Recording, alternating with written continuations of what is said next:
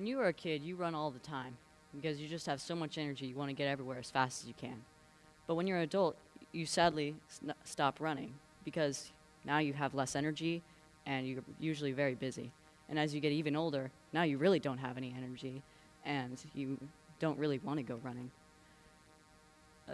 A multiple gold medalist in the 1936 Olympics, Jesse Owens, once said, "I always loved running. It was something you could do by yourself and under your own power. You could go in any direction, fast or slow as you wanted, fighting the wind if you felt like it, seeking out new sights just on the strength of your feet and the courage of your lungs."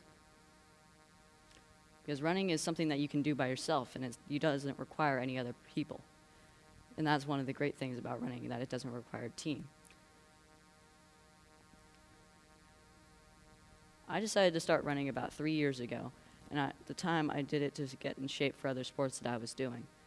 But I really liked it, so I continued with it, and now I run cross country and track at my school. But I constantly get asked, why run? Well, I tell them about how good running is for you. It can help you lose weight, it keeps you active, you can sleep better, and it improves your overall body function. And if someone is obese and has high blood sugar, high triglycerides, high blood pressure, low HDL cholesterol, which is good cholesterol, high LDL cholesterol, which is bad cholesterol, they can really reduce the chance of getting obesity-related diseases by losing 5 to 10% of their body fat, which running is a great way to do that. Someone is obese when they have a BMI of 30 or above, and BMI is a ratio of the body mass to the height. And someone who's obese can have plaque building up in their arteries, which leads to heart disease, which is the #1 cause of death in America.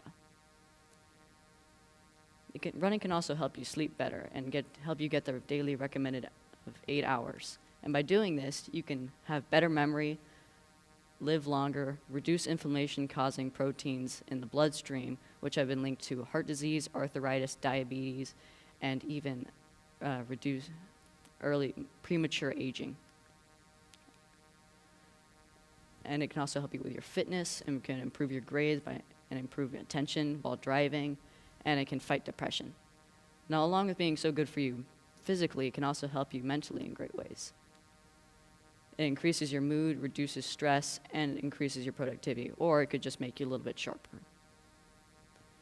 Now, some people might think I'm crazy when I say that running can help make you happier, because if I told someone that they had to go run a mile, they would probably say no or ugh.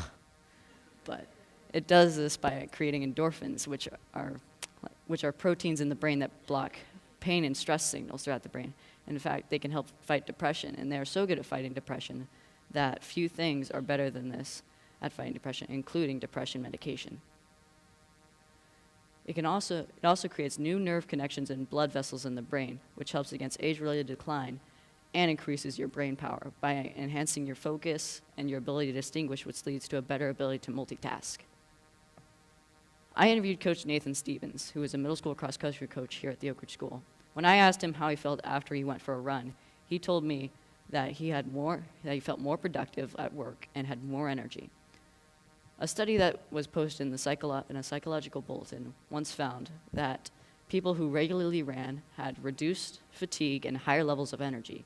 In fact, the energy levels that they found were so high that they were higher in people who ran than in people who used stimulant medication. While running, if you set goals, this is a great way to keep you motivated, because there's a sense of accomplishment when you set out to do something and you do it. And this really gives you an extra boost of morale. So, with all these great reasons, why not run?